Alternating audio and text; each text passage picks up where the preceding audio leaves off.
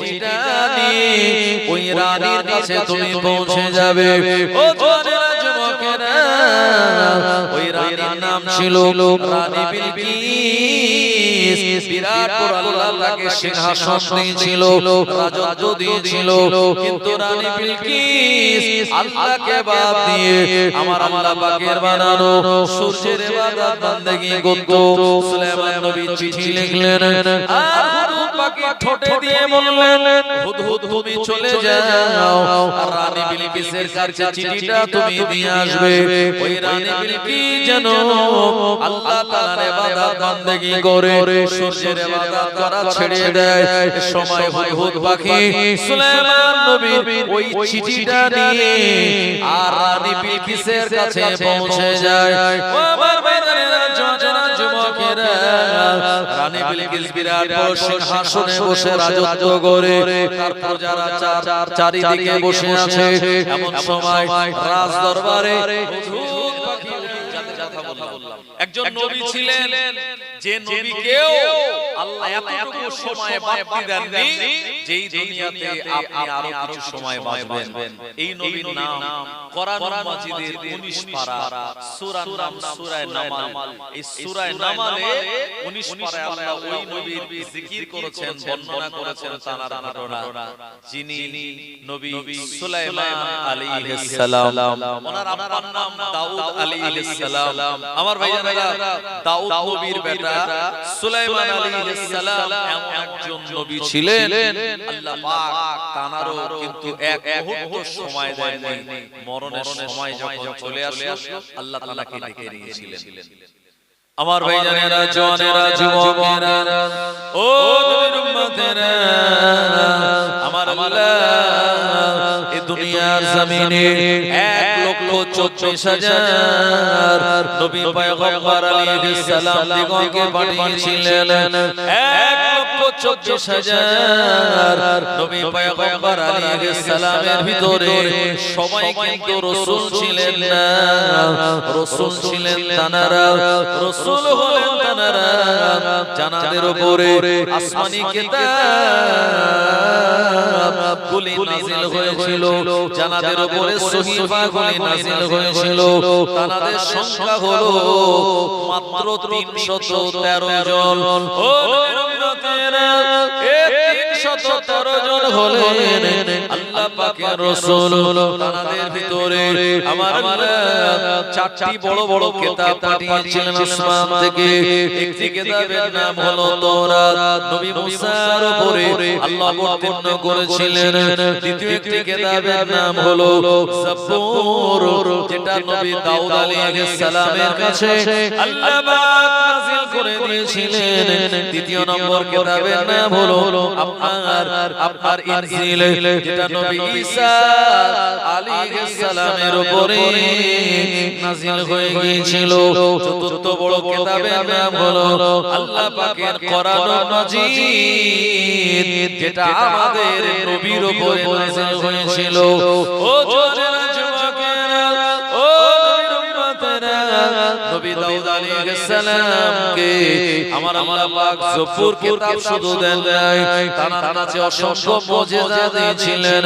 তার যে মুজিজাগুলো ছিল তার ভিতরে অন্যতম মুজিজা হলো দাউদ নবী যখন লোহার গায়ে হাত দিতেন, আমার আল্লাহর অপার কুদরতি ক্ষমতায় ওই লোহাগুলি আটার খামিরের মতো নরম হয়ে যেত।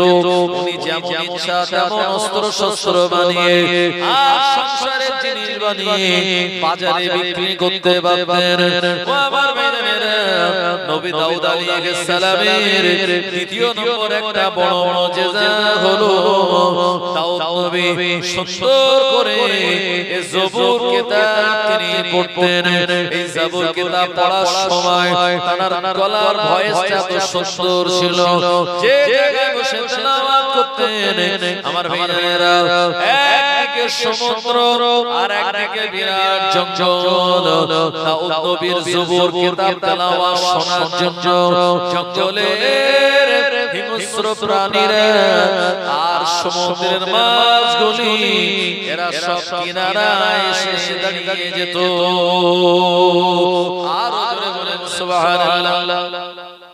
এত সুন্দর তেলাওয়াত, মাছেরা চলে আসতো শুনতে, আর জঙ্গলের জন্তু জানোয়ারগুলি এরাও চলে আসতো শুনতে। তেলাওয়াত করতেন জাবুর কিতাবগুলি। আমার ভাইয়েরা, কিন্তু দাউদ আলাইহিস সালামের জামানার কিছু এমন লোক ছিল যারা ছিল আপনার অমান্যকারী নবীর কথাকে, যারা ছিল উদ্ভ্রান্তের মতো নিজেদের ইচ্ছা অনুযায়ী তারা চলতো। তারা একটা পেশার সঙ্গে জড়িত ছিল, সেটা হলো মাছ শিকার করা। মাছ ধরা পেশার সঙ্গে তারা জড়িত ছিল। ভাই এই মাছ ধরা জিনিসটা খুব একটা ভালো কাজ, হালাল কাজ, কিন্তু যারা অতিরিক্ত নেশার ভিতরে ডুবে যায়, এই মাছ ধরার কাজ তাদের অনেক সময় বিপদের কারণ হয়। মাছ ধরতে ধরতে বর্ষাকালে চলে গেল খাল বিলে নদীতে বা এমন এক জায়গায় মাঝে মাঝে জিনেরা মাছের আকৃতি ধারণ করে তাদের এমন লোভ দেখায়, আর সেই লোভে বশবর্তী হয়ে লোভের মধ্যে পড়ে গিয়ে তারা এত দূর পর্যন্ত চলে যায়, অনেক সময় তাদের বাস্তব জীবনে বিরাটি হয়ে যায়। আমার দেখা অনেক লোক আছে এরকম মাছ ধরতে গিয়ে জিনের আক্রমণে পড়ে আমার ভাইয়ারা তারা এখন ক্ষতিগ্রস্ত। তবে নেশা থাকা ভালো, অতিরিক্ত হওয়া ভালো না। তো দাউদ আলাইহিস সালামের কওমের লোকদের নেশা ছিল, এরা মাছ ধরবে। কখন? যখন দাউদ আলাইহিস সালাম জবুর কিতাব পড়তো, মাছগুলি যখন কিনারায় আসতো, ওরা ভালো করে আগে ভাগে জাল দিয়ে দিত, আর ওই মাছগুলি আর পালিয়ে যেতে পারতো না। ওই মাছগুলি তারা ধরে খেয়ে নিত আর বাজারে বিক্রি করত। আমার আল্লাহ রাব্বুল আলামিন তিনি পছন্দ করলেন না। ও জওয়ানেরা, যুবকেরা, নবী দাউদ আলাইহিস সালামকে আমার আল্লাহ পাক জানিয়ে দিলেন নবীর মাধ্যমে, ও নবী দাউদ, তুমি বলে দাও যারা তোমার জাবুর কিতাব শোনার জন্য যে সমস্ত মাছেরা এই সমুদ্রের কিনারে এসে দাঁড়িয়ে যায়, এদেরকে ধরা যাবে না, এদেরকে শিকার করা যাবে না। এরা জাবুরের মহব্বতে সমুদ্রের অতল গভীর থেকে তারা চলে আসে, এদের ধরলে পরে এরা অত্যন্ত অবিচারের শিকার হয়, এদের উপরে এমন অত্যাচার করা যাবে না। নবী দাউদ আলাইহিস সালাম এটা জানার পরে তার কওমকে শুনিয়ে দিল, এ আমার কওম, না না না, আমার সুন্দর জাবুর তেলাওয়াত শোনার জন্য যে মাছগুলি এই কিনারে এসে দাঁড়িয়ে যায় আর আমার জাবুর কিতাব তারা শোনে, এদেরকে যদি ধরে নাও, এরা তো বিরাট ভাবে অত্যাচারের শিকার হয়। আমার আল্লাহ মানা করে দিয়েছেন, এদিন মাছ ধরা যাবে না। দাউদ আলাইহিস সালাম শনিবার তিনি কিতাব জাবুর তেলাওয়াত করতেন, সুতরাং শনিবার তোমরা মাছ ধরতে পারবে না। আরবিতে এটাকে ইয়াউমুস সাবতি বলা হয়। এই শনিবার বাদ দিয়ে অন্য কোন দিন তোমাদের জন্য এই মাছ শিকার করাটা বৈধ, কিন্তু শনিবার তোমাদের জন্য মাছ ধরা জায়েজ নয়। সমুদ্রে যারা জাল ফেলে ভাই বিরাট কষ্ট করে অনেক দূরে দূরে টলা নিয়ে গিয়ে বিরাট বড় জাল ফেলে তারপরে সেই মাছ ধরতে হয়। কাজটা কি সহজ না? অনেক কঠিন কাজ। যে ওই মাছগুলো যদি কিনারায় চলে আসে আর ছোট করে জাল ফেলে যদি বিরাট মাছ ধরা যায়, এটা একটা বিরাট লাভজনক ব্যবসা। দাউদ আলাইহিস সালাম বলেন না, এরা জবুর শুনতে আসে, এই মাছ ধরা যাবে না। ওরা তখন দাউদ নবীর কথাকে মানলো বটে, কিন্তু অর্ধেক মানলো, অর্ধেক মানলো না। ওরা কি জানেন? এই মাছগুলি শনিবার দিন দাউদ নবীর জবুর কিতাব শোনার জন্য আসতো। শনিবারে ওরা কেনে কিছু খাল কেটে রাখে, কিছু গর্ত করে রাখে। এখন এই গর্তের ভিতরে মাছগুলো যেই পড়ে যেত, ওরা শনিবার জাল দিয়ে ভালো করে এটা একবার করে দিত, বাউন্ডারি দিয়ে দিত, আর রবিবার দিন মাছ ধরতো।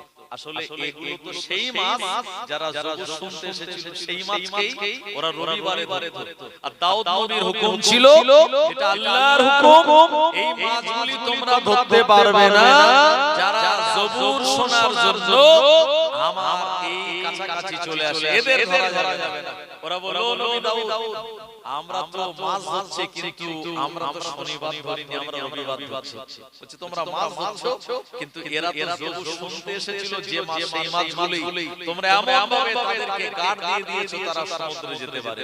তার মানে চালাকির আশ্রয় নিল। কথায় বলে চালাক হওয়া ভালো, কিন্তু চালাকি করা ভালো না। চালাক হওয়া ভালো, চালাকি করা ভালো নয়। এরা কিন্তু চালাকি করা শুরু করলো। আমার ভাইজানেরা, ও নবীর উম্মতেরা, আল্লাহর নবী দাউদ আলাইহিস সালাতু সালাম এদেরকে মানা করলেন, এই মাছগুলি ধরা যাবে না, আল্লাহ তাআলা নিষেধ রয়েছে। এরপরে এরা শুনলো না, ওই মাছগুলি তারা শিকার করা শুরু করে দিল। ও আমার ভাইজানেরা, ও জওয়ানেরা, যুবকেরা, নবী দাউদ আলাইহিস সালাম এত বলার পরেও তারা যখন শুনলো না, আমার আল্লাহ ওই কওম জাতির উপরে আযাব আর গজব নাযিল করে দিয়েছিল। এই আযাব কোন আযাব নয়। দাউদ আলাইহিস সালাম মানা করলেন শনিবারে মাছ ধরো না। ওরা শনিবারে মাছগুলি আর কাট দিয়ে রেখে রবিবার আবার তারা মাছ ধরলো। দাউদ নবীর কথা বারবার অবলম্বন করার জন্য এরা একদিন নিজেদের বস্তির ভিতরে রাতের বেলা গিয়ে ঘুমিয়ে পড়লো। আবার সকাল হয়ে গেল, সকালবেলা কেউ ওঠে না। এ সময় অনেক মানুষের সন্দেহ হলো, কি ব্যাপার এই বস্তির মানুষেরা এত বেলা হয়ে গেল এখনো কেন এরা ওঠে না, কি ব্যাপার এদের কেন ঘুম ভাঙছে না। আবার ভাইজানেরা, ওই জায়গা থেকে দেখা গেল দাউদ নবীর ওই কওমের মানুষগুলো একজন আর মানুষ নাই, এরা মানুষ থেকে সব বাঁদরে পরিণত হয়ে গিয়েছে।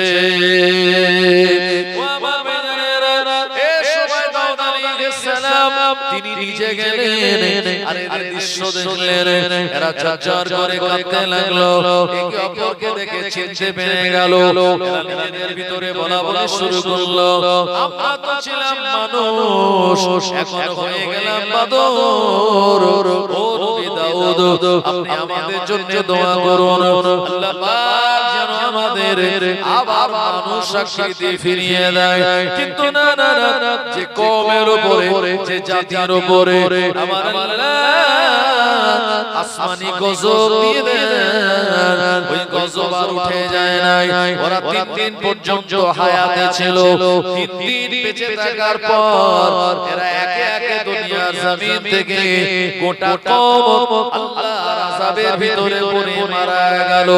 একবার জোরে বলেন নাউযুবিল্লাহ। আল্লাহর হুকুমের মানি মাছ ধরতে খালি মানা ছিল সপ্তাহে একদিন, 6 দিন ধরবে, শনিবার ধরা যাবে না। এই দিন যবু শুনতে আসে, এতটুকু মানেনি। দাউদ নবী বারবার বলার পরেও এরা যখন মানলো না, আল্লাহ তাদেরকে গ্রেফতার করে আযাবের ভিতরে ঢুকিয়ে দিল। ভাই এই দাউদ নবীর একজন সন্তান ছিল, নাম তানা সুলাইমান আলাইহিস সালাম। আল্লাহ পাক তানাকে নবী বানিয়েছিলেন। তিনি এমন একজন নবী, আমার ভাইজানেরা, আমি মরণের কথা বলতেছিলাম যে এমন একজন নবী, এই নবী সুলাইমান আলাইহিস সালামের মরণের সময় যখন হয়ে গেল, এক মুহূর্ত আগেও যায়নি পিছেও যায়নি। তানার উপরে দায়িত্ব পড়েছিল বাইতুল মুকাদ্দাস নামক মসজিদ নির্মাণ করার জন্য।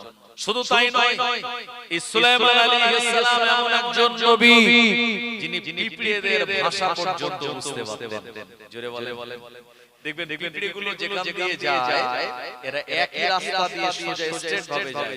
এরা এদিক ওদিকে ঘোরাঘুরি করে না, একদম সোজা এমন জায়গা দিয়ে যায় যে রাস্তা তৈরি হয়ে যায়। তাই শৃঙ্খলা যদি দেখতে হয় পিঁপড়ের মধ্যে দেখবেন। আর যদি একতা দেখতে হয় তাহলে আপনি মৌমাছি আর কাকের মধ্যে দেখবেন। যদি একটা মৌমাছিকে আপনি ধরেন বা মৌমাছির চাকে আপনি আঘাত করেন, পুরো মৌমাছি আপনাকে অ্যাটাক করবে। আর কাকের মধ্যে একতা আছে। একটা কাক যদি আপনি মারেন ভাই, কাক করে আপনার মাথা খারাপ করে দেবে। ওদের মধ্যে বিরাট একতা, কিন্তু মুসলমানের ভিতরে একতা নাই। কথা ঠিক কি না? আজকে আপনারা জানেন সেন্ট্রাল গভর্নমেন্ট ওয়াকফ এমএনএল বিল আনতে চলেছে। এই বিল এনে তারা মাদ্রাসা, মসজিদ, খানকা, ঈদগাহ, কবরস্থান যেগুলি ওয়াকফ সম্পত্তি তারা নিজেদের দখলে নিতে চায়।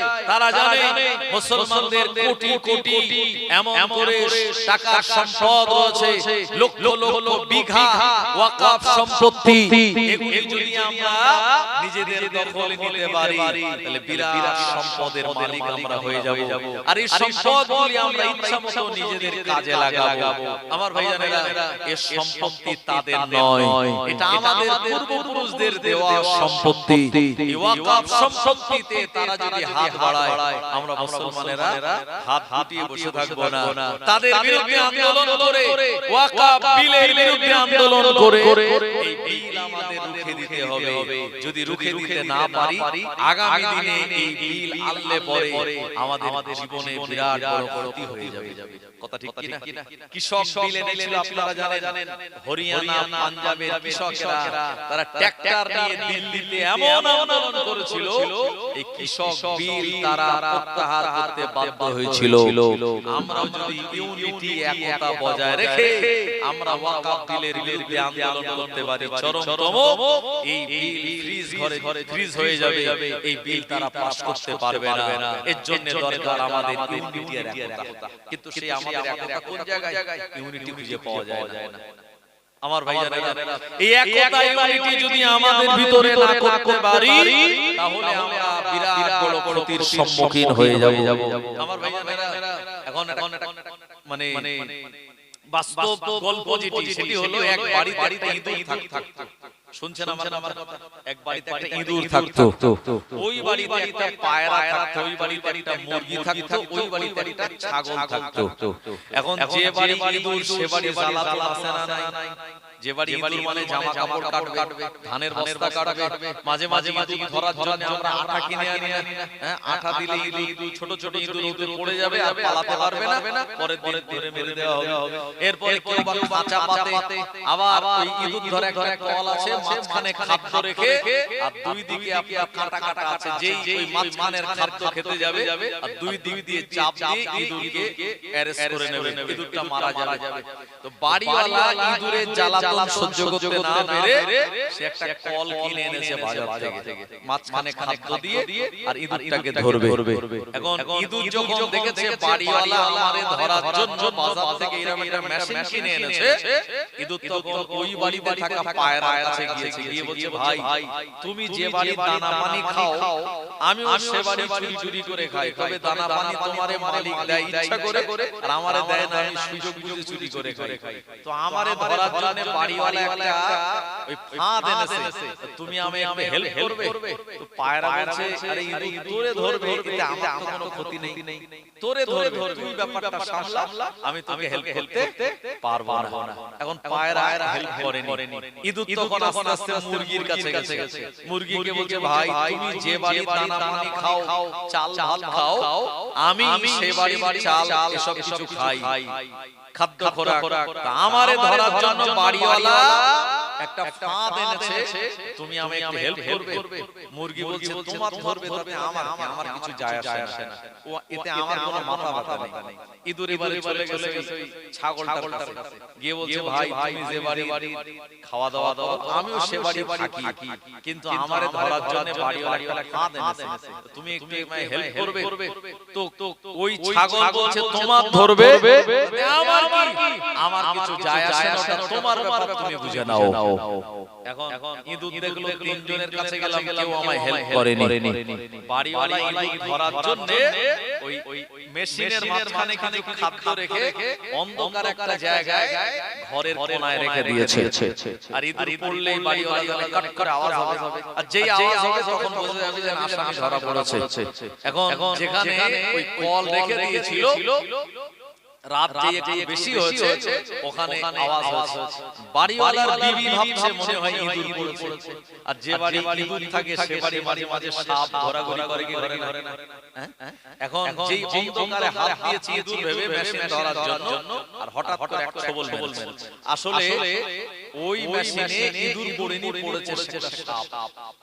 সাপ মাঝখান দিয়ে যাচ্ছিল মেশিনের মাঝখান দিয়ে আর ব্যাস নাড়া পড়েছে আর চাট করে ধরে নিয়েছে সাপ যেই ছবল দিয়েছে বিষাক্ত সাপ বাড়িওয়ালা আর ওই বিবি বিরাট চিৎকার চেল্লামেল্লি লাইট জ্বালিয়ে দেখছে সর্বনাশ আর ইঁদুর নেদুর সাপ পড়েছে তাড়াতাড়ি হসপিটালে নিয়ে যাওয়া হলো অ্যান্টিভেনাম দেওয়া হলো চিকিৎসা হলো তো শরীরটা দুর্বল ডাক্তাররা ছুটি দিয়ে বলল বাড়ি যাওয়ার পরে ভালো করে তাকে কিছু পায়রা ঝোল প্রোটিন জাতীয় জিনিস কিছু খাইও তো বাড়িওয়ালা বাড়ি এসে এখন অনেক টাকা খরচ হয়ে গেছে বেবি ট্রিটমেন্ট করতে গিয়ে পায়রা যেটা বাড়ি ছিল সেটারে ধরে জবাই করে ঝোল করে আর বিবি রেখে দিয়েছে ইঁদুর তখন ভাবছে যে আমার ধরার জন্য যখন কলেনে ছিলাম তখন প্রথমে পায়রার কাছে গিয়েছিলাম আর সে পায়রা আজকে হায়াতে নেই বর্তমানে এখন সে হাড়ির মধ্যে এরপরে ওই বাড়িওয়ালার বিবির সাপ কামড়েছে এটা যখন কুটুম কিছু শুনেছে আত্মীয় স্বজন তারাও ভাই দেখতে এসেছে আর কুটুম আত্মীয় স্বজন যদি আসে শুধু মুখে ডাল ভাত দেওয়া যাবে ভাই তো বাড়িওয়ালা সেই মুরগিটা ধরে জবাই করে কুটুমদের খেতে দিয়েছে ইঁদুর তখন বলছে আমি মুরগির কাছে গিয়েছিলাম সাহায্য চাওয়ার জন্য মুরগি যদি সেদিন সাহায্য করত তো মুরগির আজকে হাড়িতে যাওয়া লাগতো না বাড়িওয়ালার স্ত্রী কদিন বেঁচে থাকলো তারপর একটা সময় মারা গেল এরপরে তার সবরেসানি হবে বাড়িওয়ালা বিবি ট্রিটমেন্ট করে টাকা পয়সা শেষ বাড়িতে ছাগল ছিল সেটা ধরে জবাই করে আত্মীয় স্বজনদের দিয়ে সবরেসানি করেছে হুজুরদের দাওয়াত দিয়ে ইঁদুর তখন ভাবছে বাড়ি থাকা যাবে না কারণ আমি যাদের কাছে সাহায্য চেয়েছিলাম পায়রা মুরগি ছাগল তিনজনে হাড়ি মধ্যে আমার বাড়িওয়ালা ধরতে পারে একবার সুতরাং আমার আর নিস্তার রাখবে না ইঁদুর ওখান থেকে পালিয়ে চলে গেল আচ্ছা বলুন মোরাল অফ দ্য স্টোরি হলো সবাই মিলে যদি এইটার প্রতিহত করতো তাহলে ইঁদুরও বাঁচতো সঙ্গে পায়রা মুরগি ছাগল তারাও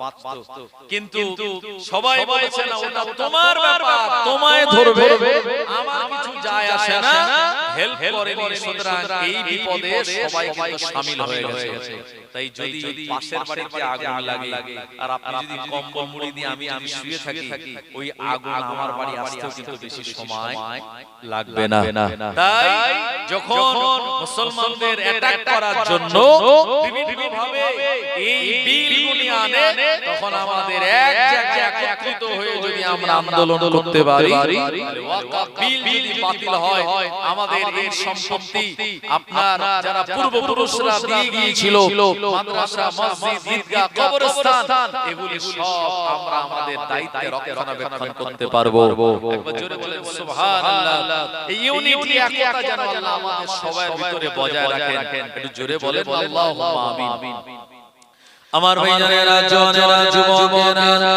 ও নবীর উম্মতেরা আমি যে কথা বলতেছিলাম আল্লাহ পাকের নবী সুলাইমান আলাইহিস সালাম পিঁপড়েদের কথা তিনি বুঝতে পারতেন আকাশের পাখিগুলো নিজেদের ভাষায় কোন কথা বলে ওটা সুলাইমান নবীকে আমার আল্লাহ বোঝার মতো ক্ষমতা দিয়েছিল শুধু তাই নয় নবী সুলাইমান আলাইহিস সালাম কে আমার আল্লাহ বিরাট এক রাজত্ব দিয়েছিল এই গোটা পৃথিবীর রাজত্ব আমার আল্লাহ সুলাইমান নবীকে দিয়েছিলেন এই নবী সুলাইমান আলাইহিস সালামের আল্লাহ পাক এমন পাওয়ার দিয়েছিলেন আপনার হাওয়ার উপরে তক্তায় বসে এক জায়গা থেকে আরেক জায়গায় যাওয়ার মতো সক্ষমতা তার ছিল শুধু তাই নয় সুলাইমান আলাইহিস সালাম জিনেদের উপরে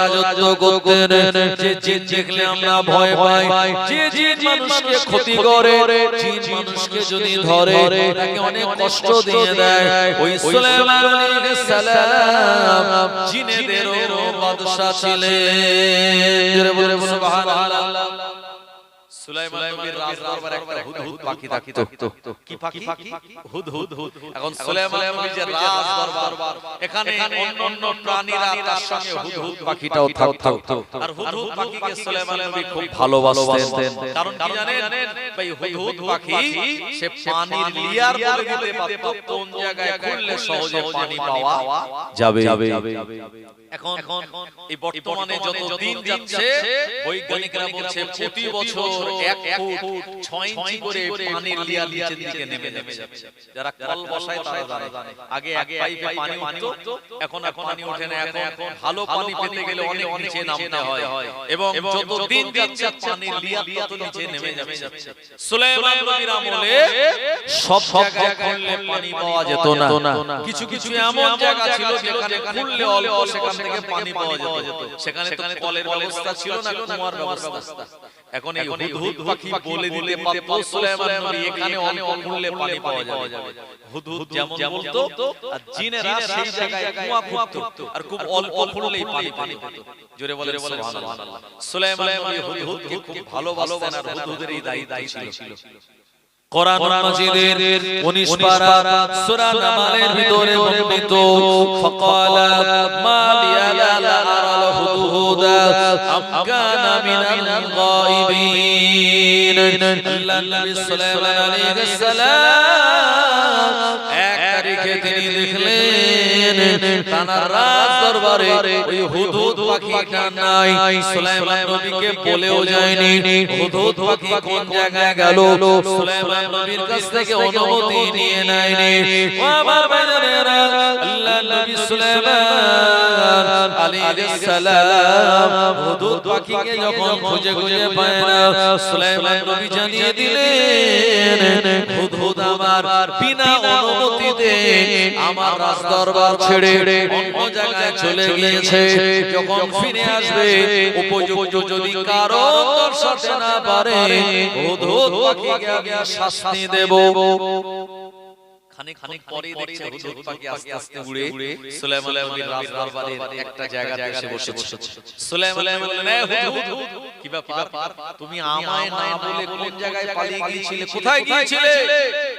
হুদহুদ তখন বলেছে, ইন্নী ওয়াজাদতু ইমরাতান তামলিকুহুম ওয়া উতিয়াত মিন কুল্লি শাইইন ওয়া লাহা আরশুন আযীম ওয়াজাদতুহা কওমাহা ইয়াসজুদুনা লিশ-শামসি মিন দুনিল্লাহ। এটি কোরআনুল মাজিদের আয়াত 19 পারা সূরা নামালে এই হুদহুদ যে কথাটা বলেছিল আল্লাহ পাকের এত পছন্দ হয়েছে, এটি কোরআনুল মাজিদে আল্লাহ সুন্দর করে কোটেশন করেছেন আয়াত। এটি জোরে বলবেন না? হুদহুদ বলেছে, ইন্নী ওয়াজাদতু ইমরাতান, আমি খুঁজে পেয়েছি একটা নারীকে। ওয়াজাদতুহা কওমাহা ইয়াসজুদুনা লিশ-শামসি মিন দুনিল্লাহ। আর এই কওমের লোকেরা এরা আল্লাহকে বাদ দিয়ে সূর্যকে সিজদা করে। ওয়ালাহা আরশুন আযীম, এবং এমন একজন রানীকে মহিলাকে আমি খুঁজে পেয়েছি যার কাছে বিরাট বড় একটা সিংহাসন আছে। বলল, তাই নাকি? সিংহাসনটা কি রকম? বলল, সিংহাসনটা 40 হাত চওড়া। সিংহাসনটা একটু দূরে শরীফ আল্লাহুম্মা। আমি লোকেশন দিয়ে দেব, হয়ে যান? আচ্ছা ঠিক আছে, আমি লোকেশন আপনাকে দিচ্ছি। জি জি। وعلى آل سيدنا ও গোমর প্যারা নবী তুমি সৃষ্টির সবই, ও গোমর প্যারা নবী তুমি সৃষ্টির সবই, তুমি রাসূল খোদা শাহিদ জাহান, তুমি রাসূল খোদা শাহিদ জাহান। তুমি আমার ঈমান, আমার দ্বীন, আমার জান, আমার ঈমান, আমার দ্বীন, আমার জান। ভালো যে বাসো তুমি, দিদারে আসো তুমি, কবরে পাবে তুমি, ভালো যে বাসো তুমি। তোমারই ভালোবাসা মুমিনের ঈমান, তোমারই ভালোবাসা মুমিনের ঈমান। তুমি আমার ঈমান, আমার দ্বীন, আমার জান, আমার ঈমান, আমার দ্বীন, আমার জান। ও গোমর প্যারা নবী তুমি সৃষ্টির সবই, তুমি রাসূল খোদা শাহিদ জাহান, তুমি রাসূল খোদা শাহিদ জাহান। তুমি আমার ঈমান, আমার দ্বীন, আমার জান, আমার ঈমান, আমার দ্বীন, আমার জান। সাল্লি আলা সাইয়্যিদিনা ওয়া আলা আলি সাইয়্যিদিনা। ও জানেরা যুবকেরা, আল্লাহর নবী সুলাইমান আলাইহিস সালাম বললেন, এ হুদহুদ, যে বিরাট বড় সিংহাসনের কথা তুমি বলো, যে রানীর কথা তুমি আমায় বলো, এটা শোনার পরে আমার মনটায় বড় রাগ হয়ে গেল। আমি নবী সুলাইমান, আল্লাহ পাক আমায় পাঠিয়ে দিয়েছে মানুষের কাছে আল্লাহ তাআলার একত্ববাদের বাণী পৌঁছানোর জন্য। অথচ এমন একটা রানী যার সন্তান তুমি নিয়ে এসেছো, ওই রানীর পরিবারের লোকেরা, রানীর যারা প্রজা, এরা আল্লাহকে বাদ দিয়ে সূর্যকে সেজদা করে। না না না, এটা কোনোদিন কাম্য নয়। এটা তুমি সত্য বলছো না মিথ্যা বলছো, এটা আমি যাচাই করার জন্য তোমার কাছে আমি একটা চিঠি লিখবো। ওই চিঠিটা নিয়ে ওই রানীর কাছে তুমি পৌঁছে যাবে। ও জানেরা যুবকেরা, ওই রানীর নাম ছিল রানী বিলকিস। বিরাট বড় আল্লাহ তাকে সিংহাসন দিয়েছিল, রাজত্ব দিয়েছিল, কিন্তু রানী বিলকিস আল্লাহকে বাদ দিয়ে আমার আল্লাহ পাকের বানানো সূর্যের ইবাদত বান্দেগি করত। সুলাইমান নবী চিঠি লিখলেন আর হুদহুদ পাখি ঠোঁটে দিয়ে বললেন, হুদহুদ তুমি চলে যাও আর রানী বিলকিসের কাছে চিঠিটা তুমি দিয়ে আসবে। ওই রানী বিলকিস যেন আল্লাহ তাআলার ইবাদত বান্দেগি করে সূর্যের ইবাদত করা ছেড়ে দেয়। সময় হুদহুদ পাখি সুলাইমান নবীর ওই চিঠিটা নিয়ে আর রানী বিলকিসের কাছে পৌঁছে যায়। ও আমার ভাইরা যুবকেরা, রানী বিলকিস বিরাট বড় সিংহাসনে বসে রাজত্ব করে, তার প্রজারা চারিদিকে বসে আছে। এমন সময় রাজ দরবারে হুদহুদ পাখিটা একটা ভেন্টিলেটর নিয়ে প্রবেশ করলো। রানী বিলকিসের কোলের উপরে সুলাইমান নবী চিঠিটা ফেলে দেওয়ার পর উপরে একটা জায়গায় গিয়ে বসে রইল। সুলাইমান নবী বলে দিয়েছিল, এ হুদহুদ পাখি, চিঠিটা দেওয়ার পর তুমি যেন চলে আসবে না। এই রানী বিলকিস আমার চিঠিটা পাওয়ার পর কেমন আচরণ করে, এটা তুমি দেখার পর আমায় সংবাদ দিয়ে দেবে। সময় রানী বিলকিস চিঠিটা খুললো। ও আমার ভাইরা, ওই চিঠির প্রথমে লেখা আছে, বিসমিল্লাহির আল্লাহু আকবার, বিসমিল্লাহির রহমানির রহিম। ও রানী বিলকিসের সময় এই চিঠিটা খোলার পর তার রাজ দরবারের পরিষদবর্গকে বলেছিল, ফাকালা ইয়া আইয়ুহাল মালাউ ইন্নী উলকিয়া ইলাইয়া কিতাবুন কারীম ইন্নাহু মিন সুলাইমান ওয়া ইন্নাহু বিসমিল্লাহির রহমানির রহিম। يا أيها الملأ إني ألقي إلي كتاب كريم إنه من سليمان وإنه بسم الله الرحمن الرحيم। এটি সে বলল, হে আমার পরিষদবর্গরা, শোনো, আমার কাছে বিরাট বড় একটা আযীম বড় চিঠি এসেছে এবং এই চিঠির শুরুতে লেখা আছে পরম করুণাময় আল্লাহ তাআলার নামে শুরু করছি, যিনি বড় দয়াময় এবং বড় মেহেরবান। এখন তোমরা বলো, এই চিঠির ভিতরে আমায় দাওয়াত দিয়েছে আমি যেন সূর্যের ইবাদত করা ছেড়ে দিয়ে এই সূর্যকে যে বানিয়েছে সেই আল্লাহর ইবাদত করি। রানী প্রজারা বলছে, রানী এতদিন আমরা সূর্যকে আমাদের গড প্রভু বলে মানি, এখন যদি হঠাৎ করে সূর্য বাদ দিয়ে আপনি এক আল্লাহর ইবাদত করেন, আপনাকে যারা রানী বলে মানে এরা কিন্তু আপনার দলে থাকবে না, আপনার রাজত্ব চলে যাবে। এই সময় রানী বিলকিস শোনার পরে বলল, তা যদি না হয়, সুলাইমান নবী নিচে লিখেছেন তিনি সদল বলে আসবেন আর আমার বিরুদ্ধে, মানে আমার এই মতবাদের বিরুদ্ধে তিনি জিহাদ করবেন। ভাই কেউ যদি শিরিক করে আপনি তাকে মানা করবেন না? আমরা অনেকে আছি মাজারে যাই কি আল্লাহর কাছে হাত তুলে দোয়া করি, আল্লাহ আপনার নেক বান্দার মাজারে এসেছি, তানার উসিলায় আপনার কাছে দোয়া করি আপনি আমার জীবনের এই চাহিদা বা আমার জীবনের এই গুনাহকে আপনি maaf করে দিন।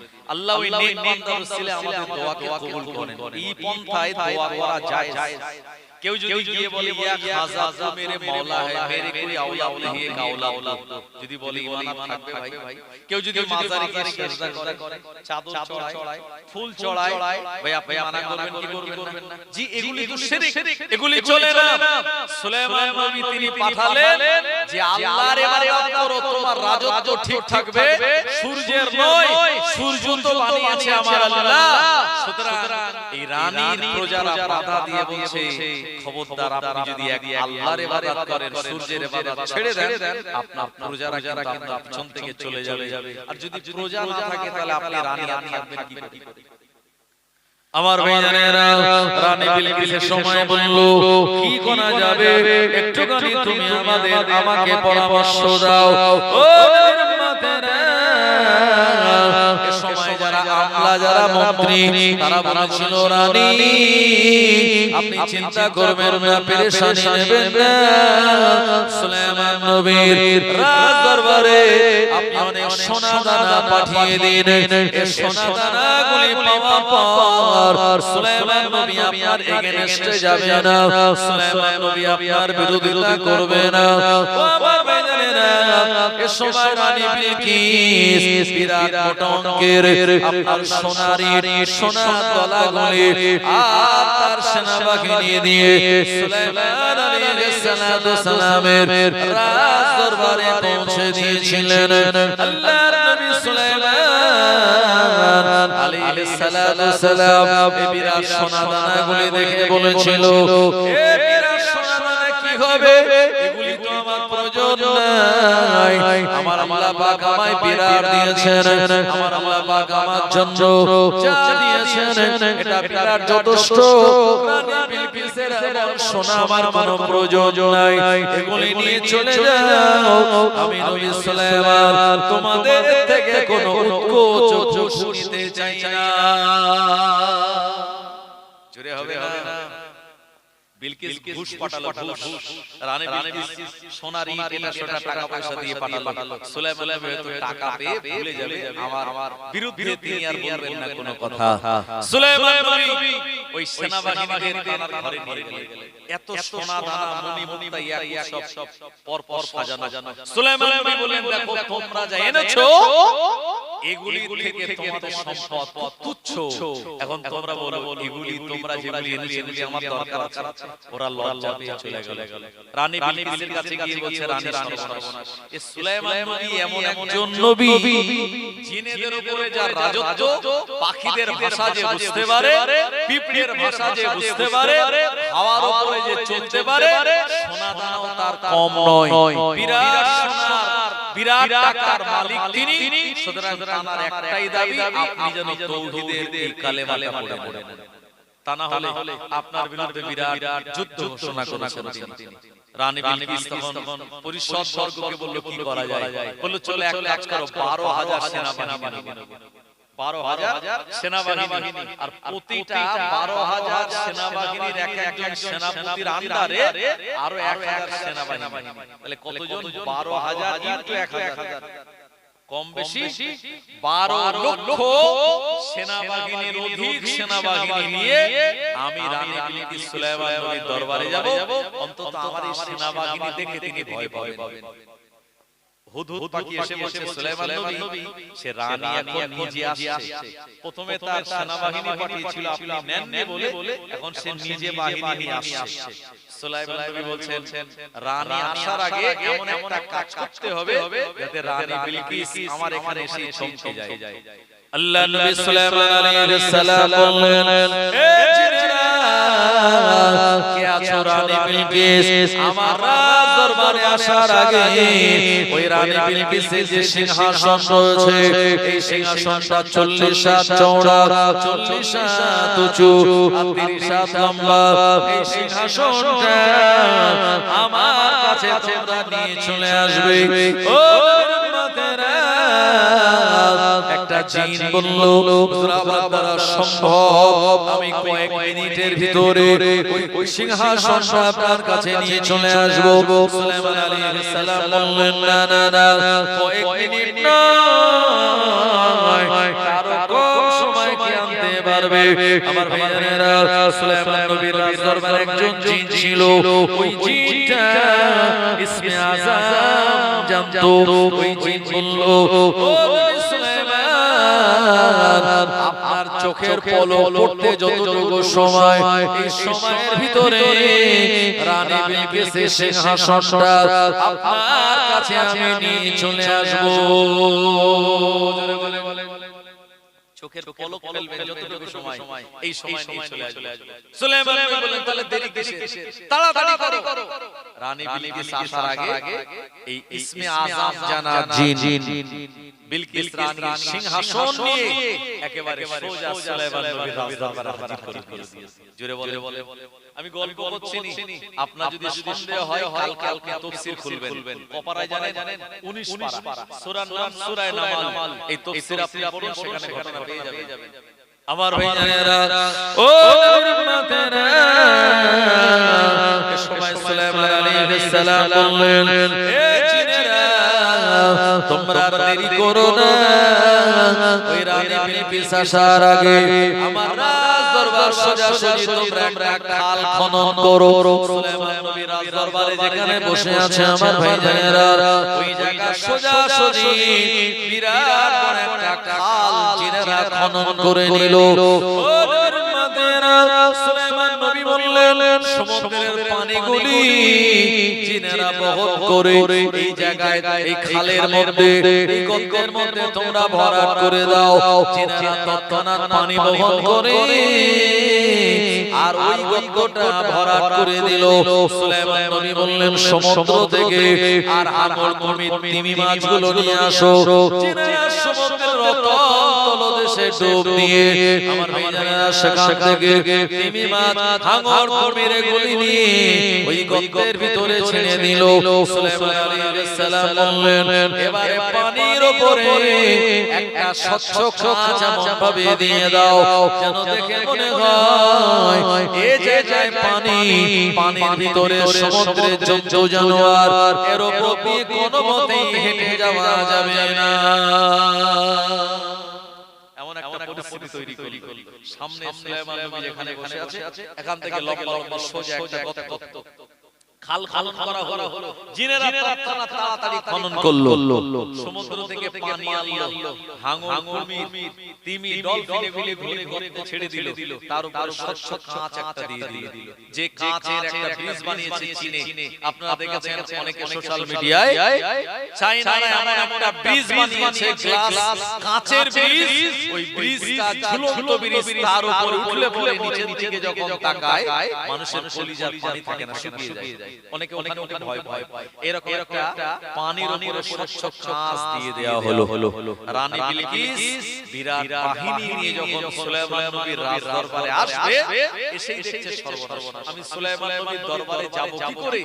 সুলাইমান নবী যেখানে বসে আছে তার সোজাসুজি তো বিরাট গর্ত, সেই জায়গায় পানি, পানির ভিতরে স্বচ্ছ পানির মধ্যে হাঙর, আপনার তিমি কুমির এসব ঘুরে ঘুরে বেড়ায়। রানী বিলকিস ঘাবড়ে গেল। এমন একজন বাদশার কাছে আসলাম, এমন একজন নবীর কাছে আসলাম যে নবীর রাজ দরবারের অবস্থা এই। এ সময় রানী বিলকিস সুলাইমান নবীকে দূর থেকে আহ্বান করে বলছেন, ও নবী সুলাইমান, আমি আপনার কাছে যাব কি করে?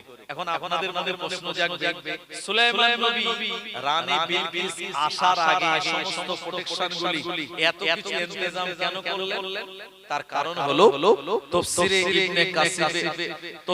ইবনে কাসিরের মুসান্নিফ আমার ভাইয়েরা আল্লামা জারুল্লাহ জামাখশরী রাহমাতুল্লাহ আলাইহি তিনি বলেছেন, ওই রানী বিলকিসের মা ছিল জিন আর বাপ ছিল মানুষ। জিন আর মানুষের সঙ্গে বিবাহ হওয়াতে সুলাইমান নবী তার কাছে সংবাদ এসেছিল রানী বিলকিসের পাটা হলো ঘোড়ার মতো। তাই একজন নবীর জন্য এটা বলা কি মান সম্মানের এবং তাকবীর দেন, নারে তাকবীর, নারে তাকবীর। পীরজাদা বড় ভাইজান হুজুর কিবলা, পীরজাদা বড় ভাইজান হুজুর কিবলা, হরিণখোলা দরবার শরীফ, নারে তাকবীর। আমার ভাইজানেরা, ফুরফুরা শরীফের সুলতানুল ওয়াইজিন আলা হযরত ছোট হুজুর পীর কিবলা রাহমাতুল্লাহ আলাইহির মুহাব্বতের আদরের নাতি, হরিণখোলা দরবার শরীফের বড় ভাইজান পীরজাদা হযরত মাওলানা মুহিবুল্লাহ হুসাইনি আমাদের বড় ভাইজান হুজুর কিবলা তিনি চলে এসেছেন। তার আগমনে সবাই খুশি হয়ে বলেন বড় ভাইজানের আগমন, আপনারা বলেন শুভেচ্ছা আর স্বাগতম। বড় ভাইজান হুজুর কিবলার আগমন, শুভেচ্ছা স্বাগতম। নারে তাকবীর, নারে তাকবীর। বড় ভাইজান হুজুর কিবলা, হরিণখোলা দরবার শরীফ, নারে তাকবীর। আমার ভাইজানেরা, সেই হরিণখোলা দরবার শরীফ থেকে চলে এসেছেন বড় ভাইজান, অথচ আপনারা গ্রামের মানুষ, এখনো অনেকে আসেননি। তাই আমি সবাইকে বলবো দেরি না করে মজলিসে চলে আসুন।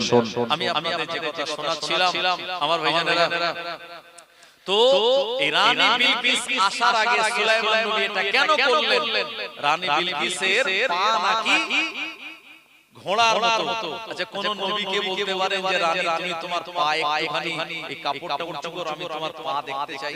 এটা একজন নবীর জন্য বলা কি শোভনীয়? না। সেজন্য সুলাইমান নবী এরকম একটা কন্ডিশন তিনি করলেন, ও রানীকে বলা লাগলো না যে তুমি তোমার পায়ের কাপড়টা একটু উঁচু করো, আমি দেখতে চাই তোমার পা কি মানুষের মতো না জিনের মতো। বরঞ্চ স্বচ্ছ কাজ দিয়েছে, আর নিচে প্রাণীরা ঘুরে বেড়ায়। রানী বিলকিসকে বললেন আপনি নামুন, আর ওই পানির উপর দিয়ে আপনি চলে আসুন।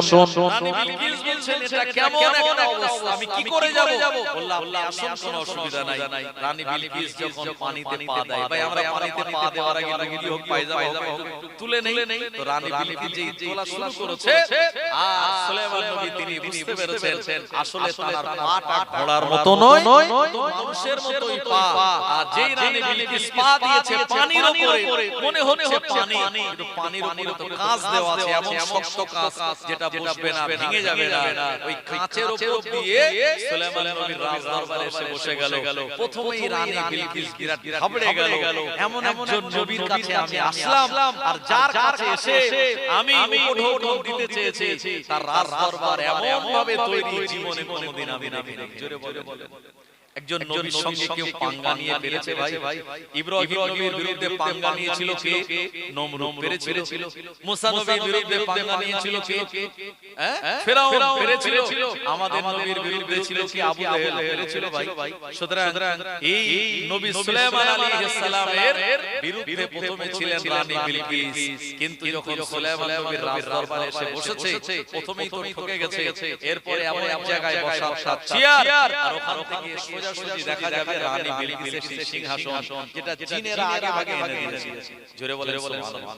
আমার ভাইজানেরা, জওয়ানেরা, যুবকেরা, ও নবীর উম্মতেরা, রানী বিলকিস যে জায়গাতে এসে বসে গেল, ওই জায়গায় বসে সুলাইমান নবীর সঙ্গে কথা বলার আগে ওই সিংহাসনের দিকে নজর পড়ে গেল।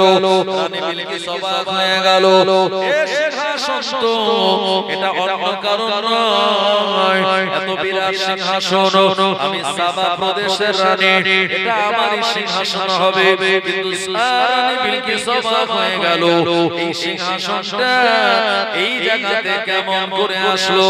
ও মুসলমান আমার, সুলাইমান নবীকে তিনি বলতেও পারছেন না এটা কার সিংহাসন। আমার মনের ভিতরে তার একটা বিরাট প্রশ্ন। এই সময় রানী বিলকিস ওই সিংহাসন দেখে সে ঘাবড়ে গেল। ভাই তাজমহল এটা বানিয়েছে কে? বাদশা শাহজাহান।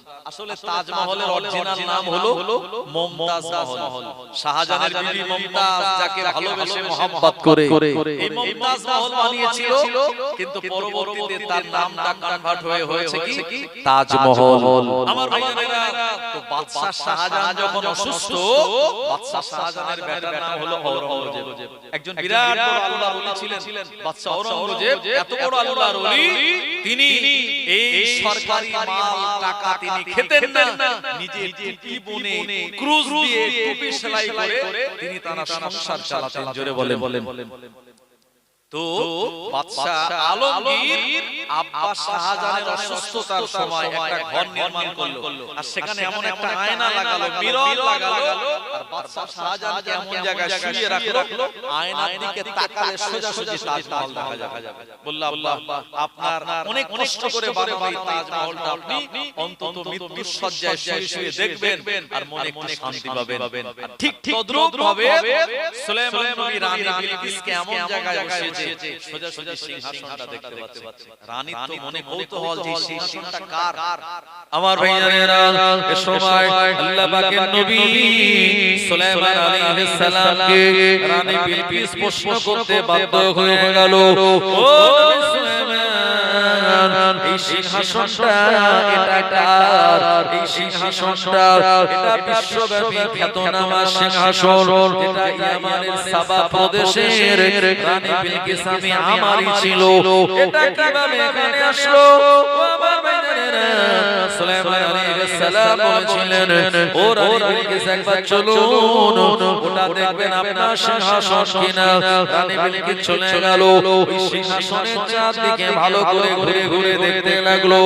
একটা সময় তার মনে হলো এটা অন্য কারণ নয়, দামি দামি ইয়াকুত মণিমুক্তা যেগুলি দিয়ে সুন্দর করে সাজানো, এটা আমারই সিংহাসন। রানী বিলকিস অবাক হয়ে বলল, ও নবী সুলাইমান, এটা ইয়ামানের সাবা প্রদেশে ছিল, ওই সিংহাসনটা আপনার এখানে কিভাবে আসলো? এই সময় এই জিজ্ঞাসা করার সাহস আর পেল না। এই সিংহাসন দেখে রানী বিলকিস বুঝতে পারল সুলাইমান নবী কত বড় একজন আল্লাহর নবী, কত বড় একজন বাদশা তিনি। ও আমার ভাইয়েরা, নবী সুলাইমান আলাইহিস সালাম বললেন, রানী বিলকিস, আপনার রাজত্ব কেড়ে নেওয়ার কোনো ইচ্ছা আমার নাই, আপনি আপনার জায়গায় গিয়ে রাজত্ব করুন, কিন্তু আমার এতটুকু বলার দায়িত্ব, যেহেতু আমি একজন নবী, যে আল্লাহ সূর্য বানিয়েছে, ওই সূর্যের আপনি ইবাদত বান্দেগি করবেন না, বরঞ্চ সূর্যের ইবাদত বান্দেগি ছেড়ে দিয়ে ওই সূর্যকে যে বানিয়েছে ওই আল্লাহর ইবাদত আপনি করুন। বৈজ্ঞানিকরা বলছে এই পৃথিবী থেকে সূর্যটা 13 লক্ষ গুণ বড়, 13 লক্ষ পৃথিবী সূর্যের ভিতরে ঢুকিয়ে দেওয়া যাবে।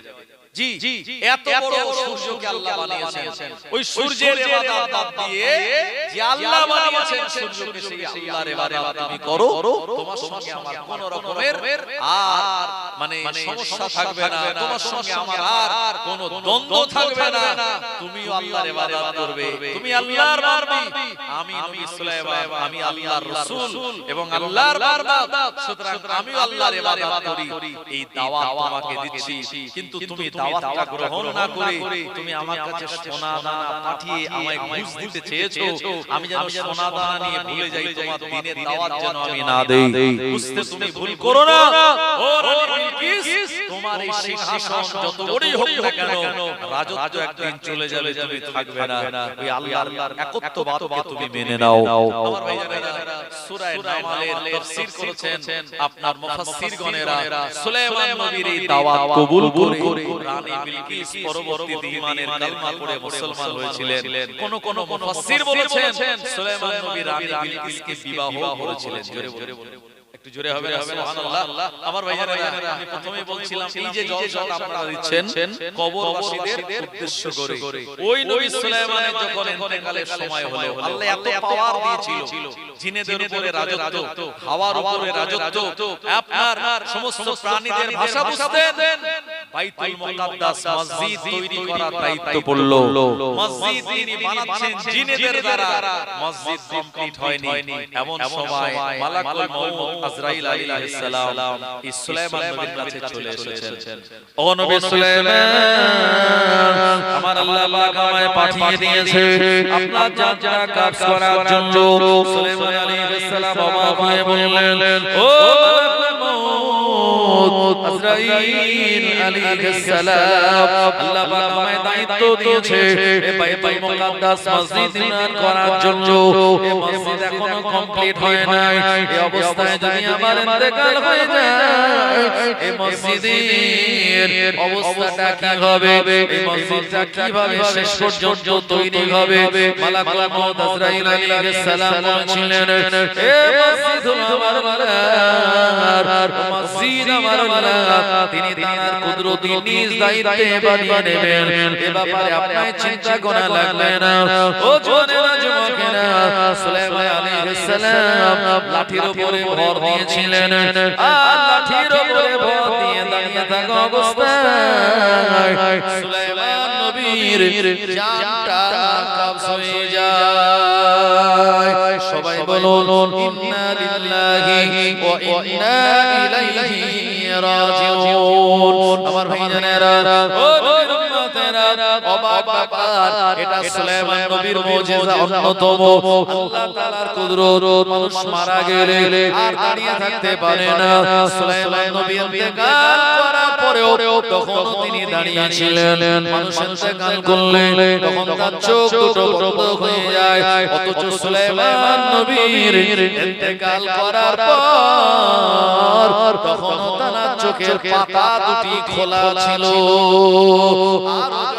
সুবহানাল্লাহ, জিনেরা দূর থেকে দেখতেছিল সুলাইমান নবী লাঠির উপরে ভর দিয়ে আমাদের দিকে তাকিয়ে রয়েছে, ফাঁকি দেওয়া যাবে না।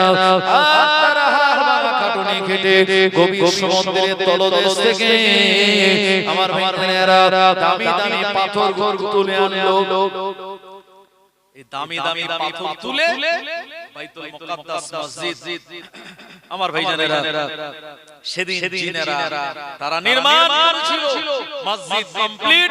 সুলাইমান নবী লাঠিতে উই পোকা ধরে গেল, লাঠি কার্যক্ষমতা হারিয়ে গেল, লাঠি দুর্বল হয়ে পড়ে গেল। সুলাইমান নবীর জিসম মোবারক এই আস্তে আস্তে মাটিতে পড়ে গেল। জিনেরা বুঝতে পারল হায় রে হায়, আরে সুলাইমান নবী অনেক আগে ইন্তেকাল করেছে, আমরা জানতাম না। যদি জানতাম তো হাড় ভাঙা খাটুনি না খেটে আমরা আগে আগে চলে যেতাম। কিন্তু আল্লাহ জানতে দেন। ভাই আমার আলোচনা হলো এটাই, একজন নবী আল্লাহ তানাকে পাওয়ার দিয়েছিলেন, সেই নবী মসজিদ বানানোর দায়িত্ব পেলেন। মসজিদ বাইতুল মুকাদ্দাস, এই মসজিদ যেটা নিয়ে আজকে আপনারা দেখছেন ইসরায়েলের ইহুদিরা আর তারা ফিলিস্তিনের মুসলমানদের কাছ থেকে কেড়ে নিতে চায়। আমার ভাইরা, এই মসজিদ নির্মাণ করা অবস্থায় তাদের ইন্তেকাল, আর আমরা তো সাধারণ মানুষ, মরণ যখন চলে আসলে আমাদের ছাড়বে ভাই? চিন্তা করে দেখো না কবরে কি যাইবে না, চিন্তা করে দেখো না কবরে কি যাইবে না। যেই কবরে আল্লাহ ছাড়া সঙ্গী কে থাকবে না, যেই কবরে আল্লাহ ছাড়া বন্ধু কে থাকবে না। চিন্তা করে দেখো না কবরে কি যাইবে না। এ দুনিয়ার সবই পর, কবর যে তোর ঘর। এ দুনিয়ার সবই পর, কবর যে তোর ঘর। কেমন করে থাকবে তুমি শুধুই মাটির বিছানা। চিন্তা করে দেখো না কবরে কি যাইবে না, চিন্তা করে দেখো না কবরে কি যাইবে না। যেই কবরে আল্লাহ ছাড়া বন্ধু কে থাকবে না, যেই কবরে আল্লাহ ছাড়া বন্ধু কে থাকবে না। চিন্তা করে দেখো না কবরে কি যাইবে না। আযান কানে শুনিয়া কেমনে থেকো ঘুমায়া, আযান কানে শুনিয়া কেমনে থেকো ঘুমায়া। কবরের আযাবের কথা একটু স্মরণ করো না, চিন্তা করে দেখো না কবরে কি যাইবে না। চিন্তা করে দেখো না কবরে কি যাইবে না। যেই কবরে আল্লাহ ছাড়া বন্ধু কে থাকবে না, যেই কবরে আল্লাহ ছাড়া সঙ্গী কে থাকবে না।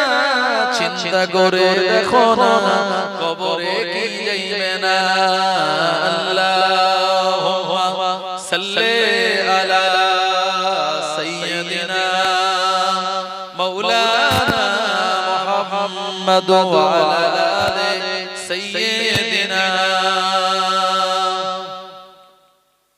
আমার ভাইরা জওয়ানেরা যুবকেরা আল্লাহ পাক কোরআনুল মাজিদের সূরা মুলকের 2 নম্বর আয়াতে শুনিয়েছেন আল্লাযী খালাকাল মাউতা ওয়াল হায়াতা লিয়াবলুয়াকুম আইয়ুকুম আহসানু আমালা আল্লাহ বলছেন সেই মহান আল্লাহ যিনি খালাকা মানে সৃষ্টি করেছেন মাউতা মানে মৃত্যুকে ওয়াল হায়াতা এবং জীবনকে কিসের জন্য লিয়াবলুয়াকুম পরীক্ষার জন্য আইয়ুকুম আহসানু আমালা এই জীবন ও মরণের মাঝখানে আইয়ুকুম আহসানু আমালা কে কত বেশি ভালো আমল করতে পারে আজকে আমরা এই জীবন আর মরণের মাঝখানে যত হায়াত পাবো এই হায়াতের জিন্দেগিতে আমরা যদি ভালো আমল করতে পারি আমার ভাইজানেরা কবরের জিন্দেগিটা আমাদের জন্য সুখময় হয়ে যাবে ফুরফুরা শরীফের মুজাদ্দিদুল জামান দাদা হুজুর পীর কেবলা রাহমাতুল্লাহ আলাইহি আপনারা জানেন দুনিয়া থেকে তিনি বিদায় নিয়েছিলেন তার এই বিদায় নেওয়াটা একটি মারাত্মক ছিল তার বিদায় নেওয়াটা একটা আশ্চর্যের ছিল এবং যিনি আল্লাহর কাছে দোয়া চেয়েছিলেন আল্লাহ আপনি আমাকে জুমার দিন ইন্তেকাল দেবেন দাদা হুজুর রাহমাতুল্লাহ আলাইহি সেই দোয়া আল্লাহ পাক কবুল করে নিয়ে চৈত্র মাসের 3 তারিখ জুমার দিন মুজাদ্দিদুল জামানের ইন্তেকাল হয়ে গেল মুজাদ্দিদুল জামানের যিনি জানাজা নামাজের ইমামতি করিয়েছিলেন কে জানেন দাদা হুজুরের জানাজা নামাজের ইমাম কে হয়েছিলেন দাদা হুজুরের জানাজা নামাজের ইমাম হয়েছিলেন ফুরফুরা শরীফের কাইয়ুমুজ জামান বড় হুজুর পীর কেবলা রাহমাতুল্লাহ আলাইহি আমার ভাইজানেরা মুজাদ্দিদুল জামানের জীবনী লিখতে গিয়ে বশিরা রাহমাতুল্লাহ তিনি বলেছেন এমন করে মুজাদ্দিদুল জামান শুক্রবার ইন্তেকাল করলেন রবিবার দিন তার নামাজে জানাজা হলো দাদা হুজুরের একজন সাহেবজাদা ছিলেন যিনি হলেন হুজুর পীর কেবলা রাহমাতুল্লাহ আলাইহি এই পাঁচ সাহেবজাদার ভিতরে হুজুর রাহমাতুল্লাহ আলাইহি যিনি একজন স্পেশাল আল্লাহর ওলি ছিলেন জানাকে আল্লাহ মাদার জাদ আল্লাহর ওলি বানিয়েছিলেন আর মেদিনীপুরে আল্লাহর একজন ওলি ছিলেন জানার নাম হলো পীর আল্লামা হুজুর হযরত আহমদুল্লাহ সাহেব রাহমাতুল্লাহ আলাইহি আমার ভাইজানেরা মুজাদ্দিদুল জামানকে কবরস্থ করা হবে তার আগে মেদিনীপুরের পীর আল্লামা আহমদুল্লাহ সাহেব রাহমাতুল্লাহ আলাইহি তিনি মুজাদ্দিদুল জামানের মাজারের সোজাসুজি যেখানে মেজলা হুজুর শেষ বয়সে ফতোয়া ফরায়েজ তিনি দিতেন ওই জায়গাতে বসে আছেন আর তিনি মুরাকাবায় বসেছেন যেটি হলো কাশফুল কুবুর নামক সবক তিনি আমলের ভিতরে বসে গিয়েছেন আর এদিকে হুজুর পীর কেবলা রাহমাতুল্লাহ আলাইহি দাদা হুজুর রাহমাতুল্লাহ আলাইহি মাজারের মাথার কাছে ওই জায়গায় তিনি বসে আছেন আমার ভাইজানেরা ও নবীর উম্মতেরা আল্লাহর ওলি মুজাদ্দিদুল জামানের জীবনের ভিতরে লেখা হয়েছে আল্লাহর ওলিকে মাজার দেওয়ার জন্য কবরস্থ করার জন্য হুজুরের মুহিব্বিন গণেরা হুজুরের খোলাফা গণেরা মুরিদ গণেরা চোখের পানিতে তানার নামাজে জানাজা আদায় করিয়ে আর কবরস্থ করার জন্য মুজাদ্দিদুল জামানের যেখানে মাজার বর্তমান ওই জায়গায় নিয়ে যাওয়ার জন্য তৈরি হলো ও নবীর উম্মতেরা হুজুরের লাশ মোবারকটা নিয়ে যাওয়া হচ্ছে অসংখ্য মুরিদ মুতাকিদিন গণেরা চোখের পানিতে হুজুরকে শেষবারের মতো একবার দেখে নেবেন ও নবীর উম্মতেরা আল্লাহর ওলি মুজাদ্দিদুল জামানকে আর যখন কবরস্থ করা হবে আর কবরে নামানোর পর হুজুরের মাটি মনজিল করা হবে অসংখ্য তানার মুহিব্বিন গণেরা খোলাফা গণেরা মিনহা খালাকনাকুম ওয়া ফিহা নুঈদুকুম ওয়া মিনহা নুখরিজুকুম তারাতান উখরা বলে তিন মুঠো মাটি দিয়ে চোখের পানি ছেড়ে দিয়ে বিদায় নেয় ও আমার ভাইজানেরা হুজুরের মাটি মনজিল হয়ে গেল এই সময় আল্লাহর ওলি হুজুর পীর কেবলা রাহমাতুল্লাহ আলাইহি মুজাদ্দিদুল জামানের মাজারের মাথার দিকে বসে আছেন ও জোনেরা জানেরা এই সময় হুজুরের যারা মুহিব্বিন অন্যান্য আওলাদেরা তারা বললেন হুজুর আপনি চিন্তা করবেন না, হুজুর আপনি কাঁদবেন না, আল্লাহর ওলি দুনিয়া জমিন থেকে বিদায় নিয়েছেন, হুজুর আপনি চলুন। সব ওলিয়া উলিয়ারা সারা জীবন আমাদের কাছে থাকবেন না, সবাই বিদায় নিয়েছে, আমাদের পীর তিনিও বিদায় নিয়েছেন, হুজুর আপনি ঘরে চলুন। হুজুর পীর কেবলা রাহমাতুল্লাহ আলাইহি বলেছিলেন ও বাবা মুজাদ্দিদুল জামানের মুহিব্বিন গণেরা, আমি নাজমুশ শাহাদাত হুজুর আমার আব্বা জান ইন্তেকাল করেছে বলে এই দুঃখে কষ্টে আমি এই জায়গায় বসে নেই, আমি বসে আছি আমার আব্বা জানের কবরের হালাত কি হয় এটা দেখার জন্য। বাবা ভাইয়েরা সবাই যখন মাটি দিয়ে যে যার মতো দূরে চলে আসলেন, এমন সময় আল্লাহর ওলি হুজুর রাহমাতুল্লাহ আলাইহি দাদা হুজুর রাহমাতুল্লাহ আলাইহির মাজারের মাথার কাছে তিনি কবরের কাছে বসে আছেন। অনেক সময় পেরিয়ে গেল, এরপর আল্লাহর ওলি হুজুর আস্তে আস্তে মুজাদ্দিদুল জামানের কবর ছেড়ে তিনি চলে আসেন। জোরে বলুন, আর জোরে বলেন সুবহানাল্লাহ।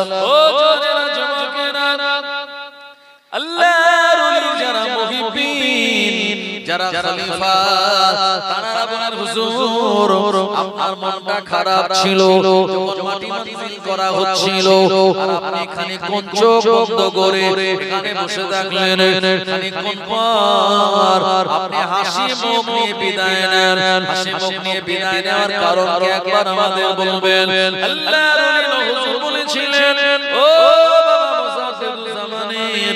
মুহিব্বিন গণেরা খলিফা গণেরা শুনে রাখো, আমি না হুজুর আমার আব্বা জানের কবরের কাছে এই কারণে বসেছিলাম, আমার আব্বা জানের মাটি দেওয়ার পর কবরের হালাত কি হয় এটা দেখার জন্য। আমি যখন কাশফুল কুবুর নামক সবল আমাল করে আমার আব্বা জানের কবরের ধারে বসেছিলাম, আমি দেখতে পেলাম আল্লাহ পাকের ফেরেশতা আর মুনকার নাকির তারা আসলেন, আর আমার আব্বা জানকে আল্লাহ পাক তার শরীরে রূহটা দিয়ে দিলেন। আমার আব্বা জান তিনি বসে গেলেন, এ সময় মান রব্বুকা ওয়া মা দীনুকা মা কুনতা তাকুলু ফি হাযার রাজুল, এই প্রশ্নগুলি করবেন। ওই প্রশ্নগুলি করার সঙ্গে সঙ্গে জবাব দেওয়ার আগে আমার আব্বা জান মুজাদ্দিদুল জামানের মাজারের ভিতরে আল্লাহর নবী স্বয়ং তিনি চলে এসেছেন। আর জোরে বলেন সুবহানাল্লাহ, আর জোরে বলেন সুবহানাল্লাহ। নারে তাকবীর, নারে তাকবীর। আমার ভাইরা এত বড় আল্লাহর ওলি ছিলেন এবং মুনকার নাকির ফেরেশতা বাচ্চা ছেলের আকৃতি ধারণ করে দাদা হুজুরের এই কবরে এসেছিলেন, আর প্রশ্ন করেছেন, জবাব দেওয়ার আগে আল্লাহর নবী স্বয়ং হাজির হয়ে গিয়েছেন। সেই মহব্বত ভালোবাসা রেখেছিলেন বলেই তো চলে এসেছিলেন। আমাদের কবরেও নবীজিকে দেখানো হবে না? হবে না? হবে। তিনটে প্রশ্ন সবার কবরে হবে, মান রব্বুকা ওয়া মান দীনুকা, আর নবীজিকে দেখিয়ে বলা হবে মা কুনতা তাকুলু ফি হাযার রাজুল, এই ব্যক্তি সম্পর্কে তোমার অভিমত কি তুমি বলো। নবীজির সুন্নাত যদি আমাদের ভিতরে থাকে, নবীজির মহব্বত যদি আমরা অন্তর থেকে করতে পারি, নবীজির শানে সকাল সন্ধ্যায় যদি আমাদের ভিতরে দরুদ শরীফ থাকে, নবীজিকে দেখে সেদিন আমরা বলবো হাযা মুহাম্মাদুর রাসূলুল্লাহ সাল্লাল্লাহু আলাইহি ওয়াসাল্লাম। আসমান থেকে সেদিন আওয়াজ দিয়ে বলা হবে সাদাকতা, আমার বান্দা সত্য বলেছে, আল্লাহ সব নিয়ামত আমাদের কবরে দিয়ে দেওয়া হবে। বুশিরাত আল্লামা ইন্তেকাল করলেন বাংলা 1352 সালে কার্তিক মাসের 16 তারিখ জুমার দিন। তিনিও আল্লাহর কাছে দোয়া করেছিলেন, আল্লাহ আমার পীর ফুরফুরা শরীফের মুজাদ্দিদুল জামান তিনি ইন্তেকাল করলেন জুমার দিন, আল্লাহ আপনি আমায় জুমার দিন ইন্তেকাল দেবেন। রাসূলুল্লাহ বলেছেন, যারা জুমার দিন ইন্তেকাল করে কিয়ামত পর্যন্ত আমার আল্লাহ কবরের সমস্ত ফিতনা থেকে তাকে নাজাত দিয়ে দেয়। জোরে বলে নবীজি বলেছেন, আল কবরু আউয়ালু মানজিল মিন মানাজিলিল আখিরাহ, আখিরাতে যাওয়ার যতগুলো ঘাটি আর মঞ্জিল হবে সর্বপ্রথম প্রথম ঘাঁটি হলো কবর। এই কবর নামক জগতে যে ছাড় পেয়ে যাবে, অন্য অন্য ঘাঁটিগুলি আল্লাহ আসান করে দেবেন। আজকে আমরা তাদের জন্য বসেছি, কবরস্থানে রূহের মাগফিরাতের জন্য জলসা আপনারা দিচ্ছেন, এটা বিরাট বড় সৌভাগ্য। আজকে কবরবাসীরা খুশি হয়ে যাবে যে ফুরফুরা শরীফ থেকে তানাদের আওলাদের এসেছিলেন, আমাদের জন্য দোয়া খায়ের করেছেন, আল্লাহ পাক এই সওয়াব কবরবাসীদের রূহে পৌঁছে দেবে। আমার ভাইজানেরা, তানাদের রূহটা খুশ হয়ে যাবে, এটা একটা সৌভাগ্য। আজকে যুবক জওয়ানেরা করে যাচ্ছে এরকম একটি সবর সালির মাহফিল, কবরবাসীর উদ্দেশ্য করে। আপনারাও যখন চলে যাবেন, আপনারা করে যাচ্ছেন, আর আপনাদের ছেলেরা নেক্সট জেনারেশন যারা, তারাও করবে এই দোয়া সবর সালি তারা করবে। নবীজি বলেছেন, মানুষ চলে গেলে সমস্ত তার আমালের দরওয়াজা বন্ধ হয়। নবীজি বলেছেন, ইজা মাতাল ইনসান, ইজা মানে যখন, মান মানে মারা যায়, ইনসান মানে মানুষ যখন মারা যায়, ইনকাতা আনহু আমালুহু, তার সমস্ত আমালের দরওয়াজা বন্ধ হয়, ইল্লা সালাসা, কিন্তু এমন তিনটি আমাল যেটি বন্ধ হয় না। এক নম্বর হলো সাদকায়ে জারিয়া, যদি ওই মৃত ব্যক্তি দান খায়রাত করে যায়, আপনি আমি দান খায়রাত করে যেতে পারি, মাদ্রাসা মসজিদে আপনি আমি বিদায় নিয়ে চলে যাব, মাদ্রাসা মসজিদ থাকবে, আর এই জায়গায় যত ছেলেরা কোরআন শরীফ তেলাওয়াত করবে, ওই মসজিদে যত মানুষ নামাজ আদায় করবে, এই সওয়াব আল্লাহ আমাদের নামায়ে আমালে পৌঁছে দেবেন। জোরে বলেন সুবহানাল্লাহ। দ্বিতীয় নম্বর, আওয়ালাদিন সালিহিন, নেক্সট সন্তান যদি থাকে। আমরা অনেকে অ্যাসেট করে যাই, আমাদের ব্যাংকে টাকা, জমি জায়গা অনেক কিনে গেলাম, এই জমি জায়গা ব্যাংকের টাকা, মনে রাখুন এগুলি আপনার জেনারেশন, আপনার ছেলে মেয়ে পাবে, কিন্তু এটা তাদের অ্যাসেট, আপনার নয়। নবীজি বলেছেন, মানুষ ইন্তেকাল করার পরে তার জন্য সবথেকে বড় অ্যাসেট হলো আওলাদিন সালিহিন, নেক্সট সন্তান যদি আপনি রেখে যান, এটা আপনার জন্য বড় একটা সম্পদ, বড় একটা অ্যাসেট। আপনি চলে যাওয়ার পরে আপনার কবরের ধারে গিয়ে দোয়া চাইবে, রব্বির হামহুমা কামা রব্বায়ানি সাগীরা, এই দোয়া কবুল করে আল্লাহ আপনার কবরটাকে জান্নাতের টুকরা বানিয়ে দেবেন। জোরে বলুন। তিন নম্বর যেটা আজকে করা হচ্ছে, এই যে কোরআন ও হাদিসের আলোচনা, আমি সূরা নামাল থেকে কিছু তাফসীর আপনাদের শোনালাম। আমার পরে পীরজাদা বড় ভাইজান হুজুর আসবেন, তিনিও শোনাবেন। এই শোনানোর যে ইলম নেওয়া দেওয়ার যে সওয়াব, আল্লাহ কবরবাসীর রূহকে সওয়াব পৌঁছে দেবে। তো একদিন আমাদের চলে যেতে হবে ভাই, পাঁচবার মসজিদে মুয়াজ্জিন ডাক দিয়ে বলে, হাইয়া আলাস সালাহ, এসো নামাজের দিকে, হাইয়া আলাল ফালাহ, এসো কল্যাণের দিকে। আমার ভাইজানেরা, আল্লাহ আমাদের পাঁচবার ডাক দেয়, বান্দা আয় আমার সঙ্গে দেখা করবি। যে মসজিদে আযান হয় পাঁচবার, আমরা যদি বিদায় নেব, একদিন আমাদের নাম এই মসজিদে এলান হয়ে যাবে। কি হবে?